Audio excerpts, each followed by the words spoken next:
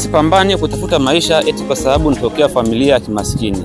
La, bali napambana na maisha kwa sababu najua kwamba maisha ni mapambano. Kwa kuwa apambanavyo maskini ndivyo anapopambana pia tajiri, kila mmoja kwa nafasi yake. Hata mwanajeshi hapambani vitani eti kwa sababu tu ile ni vita. La hasha. Bali anapambana vitani kwa sababu analinda uhai wake na maisha yake. Na ndivyo hivyo apambanavyo mwanajeshi aliye na cheo cha chini. Hata makapteni nao wakiwa vitani hupambana hivyo hivyo kama pambanavyo mwanajeshi wa kawaida.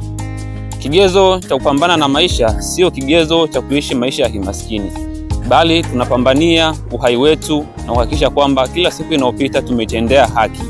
Usinicheke ninapokuwa nipambania maisha ukasema yule jamaa hasa kwa sababu maisha yake ni magumu. Sababu pia hata tajiri naye kila siku anakesha kuilinda mali yake, akijua kwamba yamkini wakati wote atavamiwa na majambazi au waizi. Hivyo basi tusichekane, kila mmoja kwa nafasi yake akamate vigo wake. Asante.